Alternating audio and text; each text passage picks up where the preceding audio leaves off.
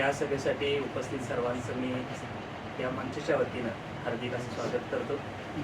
आजच्या सभेमध्ये आपण कुमार विद्या मंदिर कुरुंदवाड नंबर 3 या शाळेचे मुख्याध्यापक, ज्या शाळेनं तालुका, जिल्हा आणि आता विभागामध्ये माझी शाळा स्वच्छ सुंदर शाळा या योजनेमध्ये पहिला क्रमांक मिळवलेला. नुकतीच राज्याची कमिटी आणि आम्हाला असा विश्वास वाटतो की राज्यातही आपला नंबर बसणार आहे. या मंचाच्या वतीनं सरांचा सत्कार करणं आणि यांचं व्याख्यान या निमित्तानं आपण ऐकायचं आहे.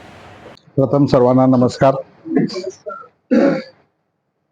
या सुनील लवटे विचार मंचाचे अध्यक्ष हेर्डेकर सर, जे आज प्रमुख व्याख्याते आहेत, पठाण सर, इथं ज्यांनी सर्वांनी निमंत्रण केले, आमचे मार्गदर्शक आणि शिक्षण विभागातले, ज्यांना आम्हाला इंद्रजित देशमुखांच्या नंतर काहीतरी ऐकायला मिळतंय असे विश्वास सुतार सर, आमचे मार्गदर्शक खरवाडे सर, आमचे भाऊजी सरगर सर, त्याचबरोबर आमचे मित्र दीपक जगदाळे सर, संदीप फाळके सर, सर्व माळी सर, सगळेच मित्रमंडळी, सर्वांना मी नमस्कार करतो. एकशिंगे सर, खरं म्हणजे खूप म्हणजे हुशार लोक, ज्यांना एक अभ्यासाचा, ग्रंथाचा काहीतरी बैठक आहे, अशा लोकांपुढं मला बोलायला लागतंय, हे थोडंसं दबाव माझ्यावर आहे.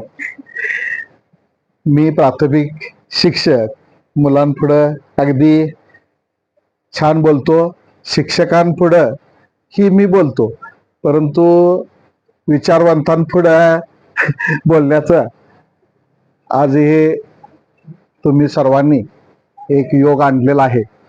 तसं पाहायला गेलं तर मी त्या शाळेत गेलो ते अतिशय म्हणजे अपघाती गेलो. अपघाती याचा अर्थ काय की बदल्या सगळ्या झालेल्या होत्या आणि त्या शाळेत माझा मुलगा होता. आम्ही एक तत्व पाळलेलं की आपण ज्या शाळेत जिल्हा परिषदमध्ये शिकवतो तिथंच आपली मुलं शिकली पाहिजेत. आणि आमची दोन्ही मुलं मी 7वी पर्यंत जिल्हा परिषद शाळेमध्ये शिकवली आणि त्यावेळेला मुलगा आमचा 3रीला होता आणि 3रीला होता मात्र ती शाळा मोडलेली होती. म्हणजे 35 पण पट राहिलेला नव्हता. ऍक्च्युली कागदावर 35 होता, तिथं 25-27 मुलं येत होती, बाकीचे दाखले दुसऱ्या शाळेत होते आणि अशी अवस्था होती. आणि त्यामुळं सगळे शिक्षक बदली करून गेले. हे मोडणार आहे. जागा नगरपालिकेच्या गणपती मंदिरला लागून नगरपालिकेची इमारत कुरुंदवाडला आहे, ब्राह्मणपुरीत, ती जागा होती. त्या नगरपालिकेने सुद्धा शाळा मोडणार आहे हे गृहीत धरून त्या वर्षी डीएड कॉलेजला द्यायचा ठराव केलेला होता, जागा बंद करायची ही शाळा. आणि त्यावेळेला मुलग्याला मी म्हटलो, बाकीच्यांनी सर्वांनी आपली मुलं काढलेली होती, मी पण मुलग्याला म्हटलो आपण दुसऱ्या शाळेत आपण ऍडमिशन घेऊया. तर मुलगा रडायला लागला, नाही म्हटला मी त्या शाळेतच शिकणार आहे. मग जरा माझ्यातला संघटनातला जागा झाला. गट शिक्षणाधिकारी केबिन मध्ये पंचायत समितीची मीटिंग, बैठक चालू होती आणि त्या बैठकीत जाऊन म्हणजे साहेब लवकर येणार, आत मीटिंग मध्ये गेलो आणि मी विचारलं की साहेब त्या शाळेवर शिक्षक देणार आहे का नाही. तर त्यावेळेला सर्जेराव शिंदे म्हणून सभापती होते पंचायत समितीचे, त्यांना थोडस वाईट वाटलं की एक शिक्षक येतोय, आमच्या सभागृह चालू आहे आणि या सभागृहामध्ये एका आपल्या अधिकाऱ्यांना तो प्रश्न सगळ्यांच्या देखत विचारतोय, हे काही बरोबर नाही, हा काहीतरी प्रोटोकॉल चुकतोय.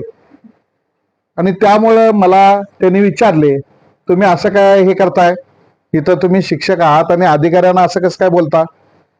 त्यावेळेला म्हटलं साहेब अधिकारी कशासाठी, शाळा वाचवायला आहेत काय मोडायला आहेत, इथं कोण शिक्षकच टाकलेला नाही, हे केलेलं नाही.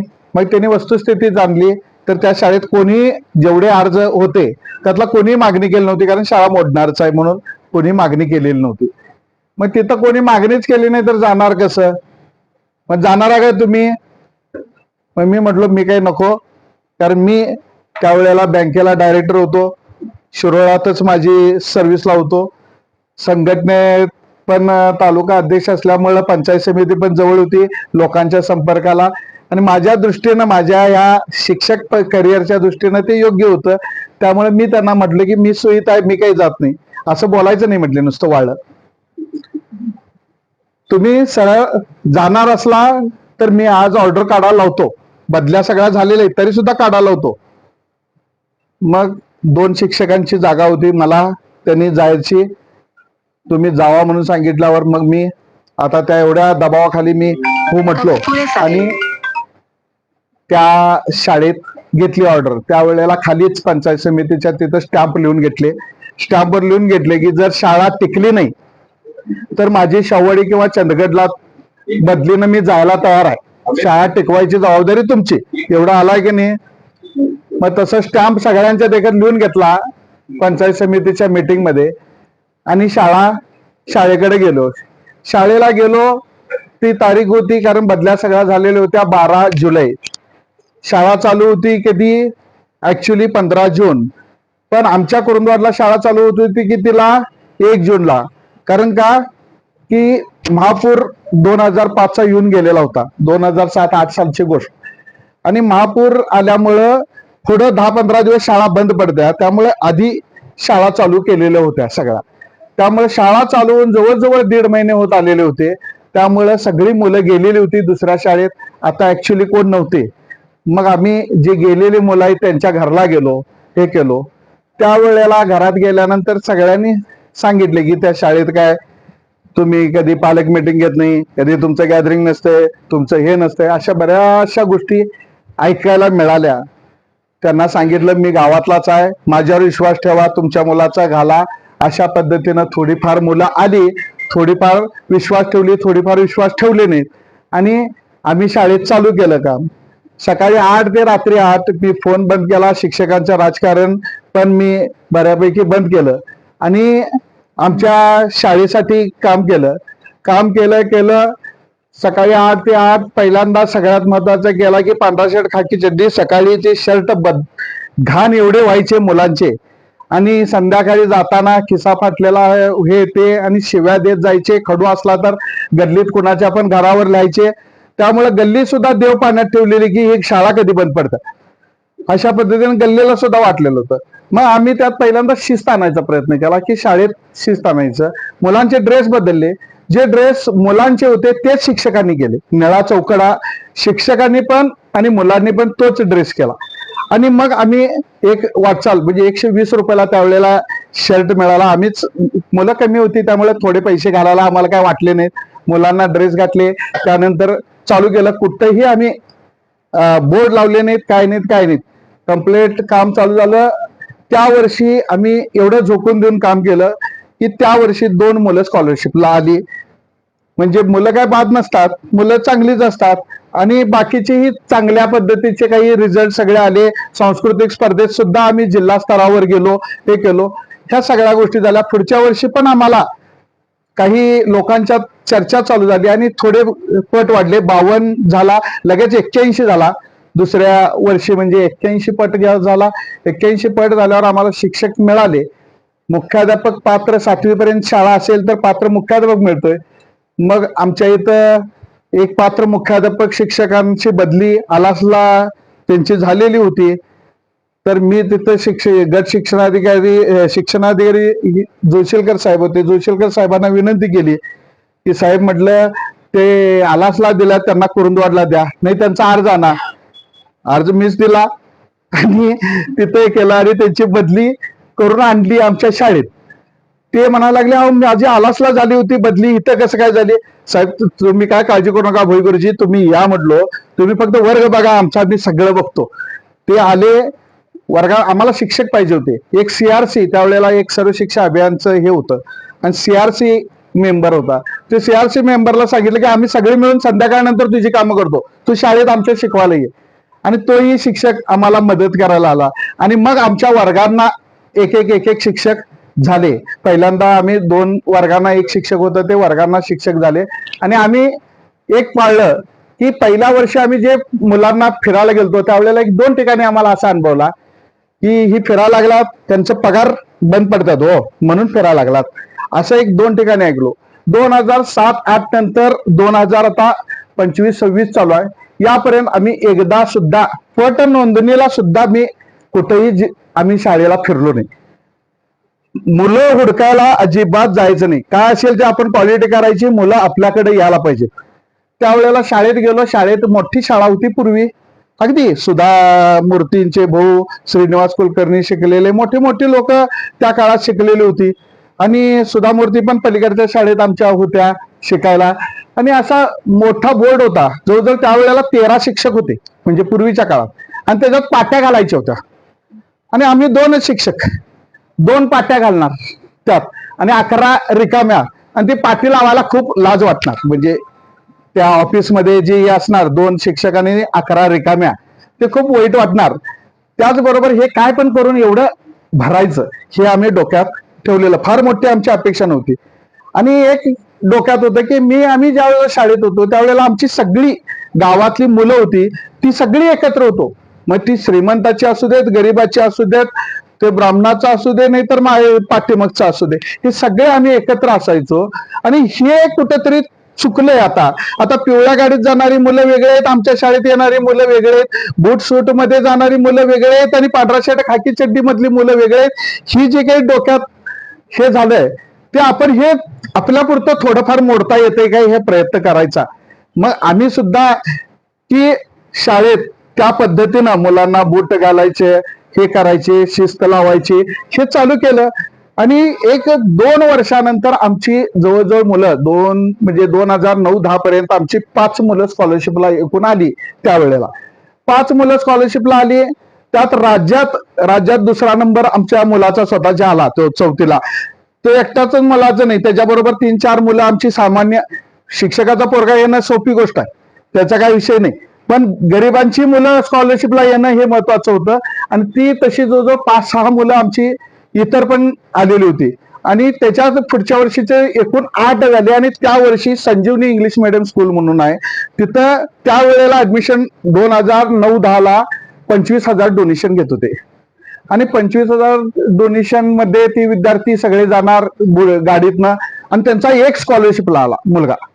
एक स्कॉलरशिपला आल्यावर मारुती चौक म्हणून गावात आहे, तिथं असा मोठाच्या मोठा बोर्ड त्यांनी लावला. तोपर्यंत आम्ही कुठलीही ऍडव्हर्टाईज केलेली नव्हती, काय नव्हती. त्यांचा बोर्ड बघितला, एक मुलगा आलाय, त्याचे मार्क पण बघितले. मग त्याच्या शेजारी आम्ही एक बोर्ड लावला, आमची 8 मुलं आलेली स्कॉलरशिपला आणि त्याची केलेली. गावात चर्चा चाललेली, ही फुकट शाळा आहे, ही विकत शाळा आहे, त्यांची एवढी मुलं आली, त्यांची एवढी मुलं आली. मग बाकीचे सगळेजणी बघायला चालू केले आणि मग हळूहळू रांगा वाढायला लागल्या. मग 1-2 वर्षात म्हणजे 250-300 पर्यंत पट आमचा झाला. पण 250-300च्या पुढे जाईनाच पट.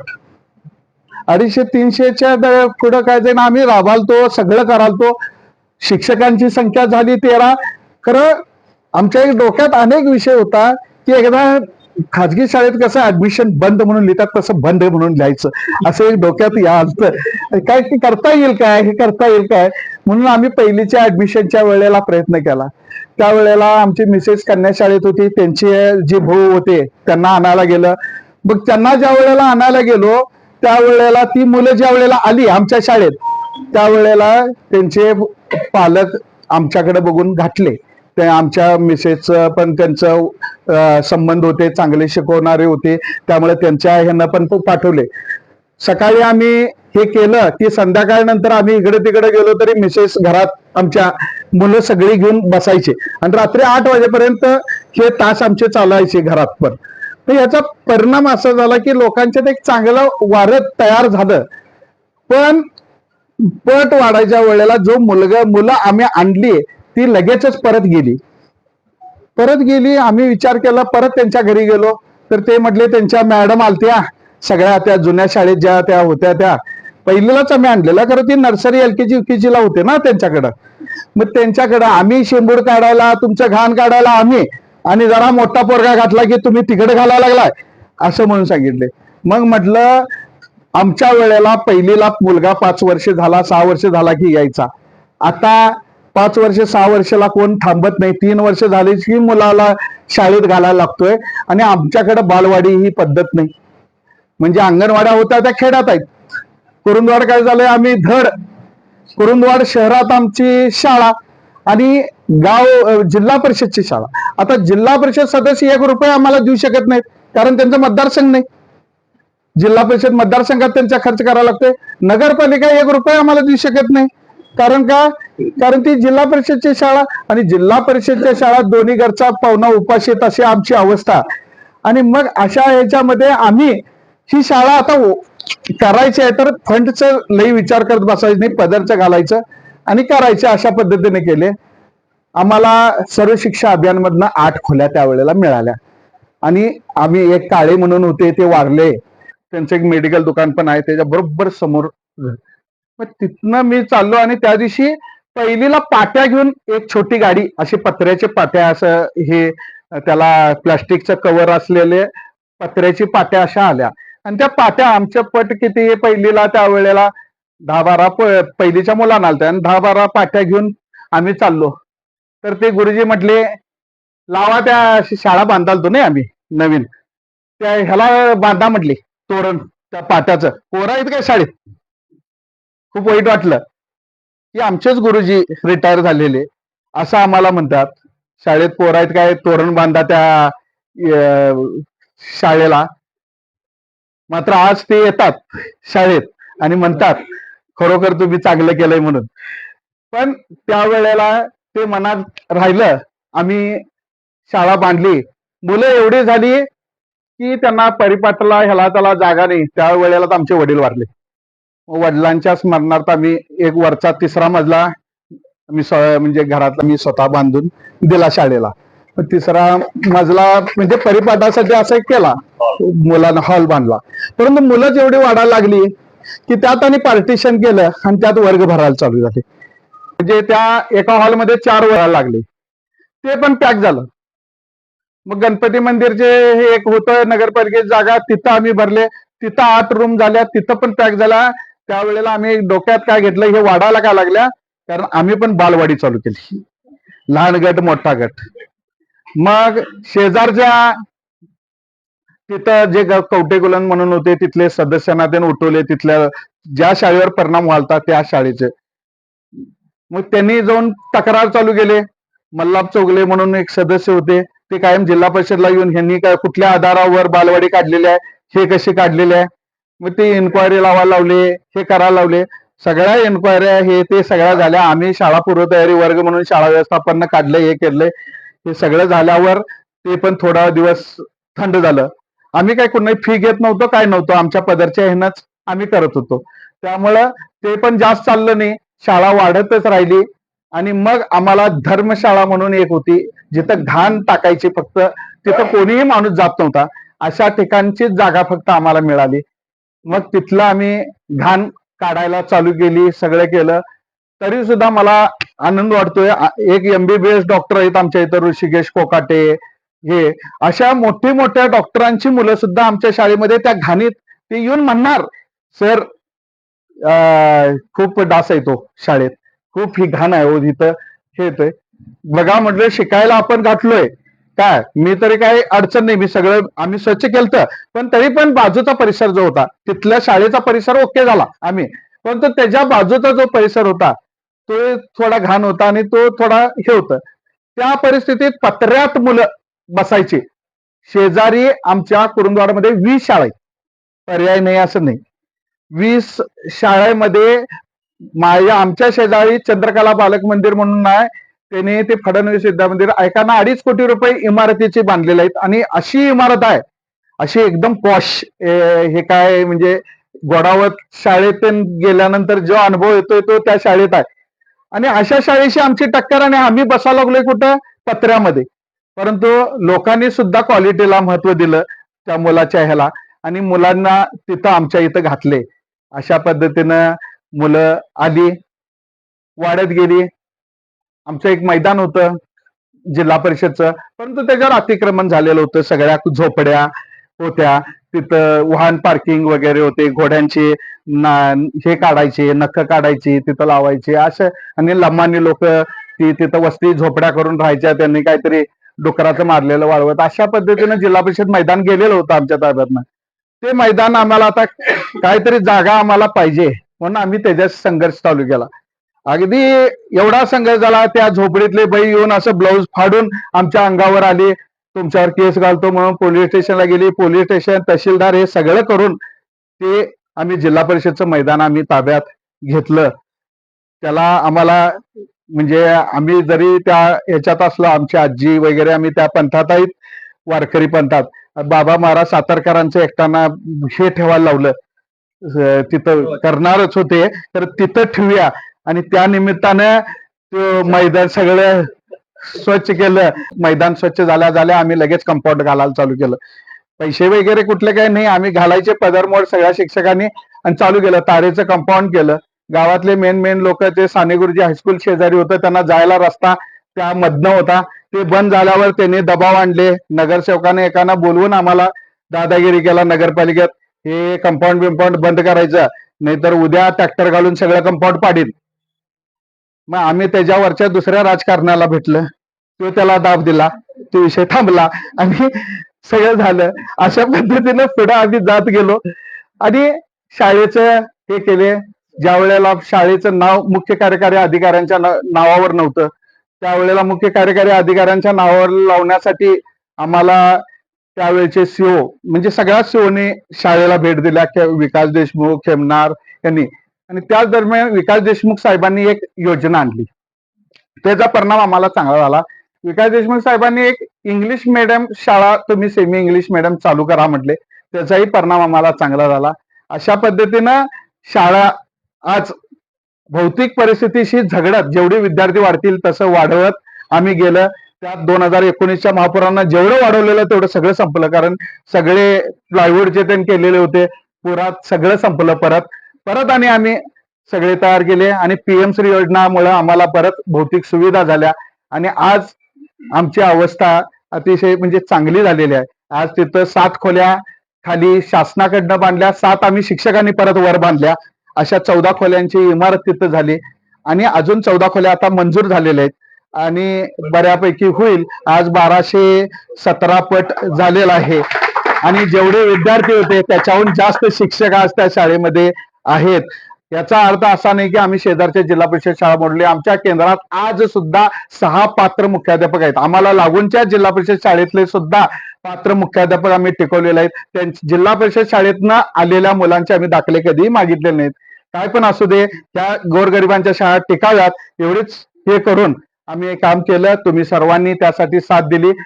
त्या परवाच्या ह्या म्हणजे तुम्ही येऊन सत्कार केलात, त्याबद्दल मी तुमचं सगळ्यांचं धन्यवाद देतो. मी काय इतका मोठा नाही, कारण हे काम काय पगार घेतोय म्हणून केलोय, शिक्षक आहे म्हणून काम केलेलं आहे आणि मी एकटं काम केलेलं नाही. शाळा हे सामूहिक काम आहे, आमच्या टीमने केलेलं आहे, सगळ्या शिक्षकांनी केलेलं आहे, आमच्या पालकांनी केलेलं आहे. ह्या सगळ्यांच्या एकत्रित करण्यामुळे आज हे शाळेचं दिवस आले. आज विभागात पहिला आलाय, आमचा राज्यात सुद्धा येण्याची अपेक्षा आहे. तुमच्या सर्वांच्या आशीर्वादावर तेही मिळेल असा आशावाद व्यक्त करून माझं मनोगत संपलं.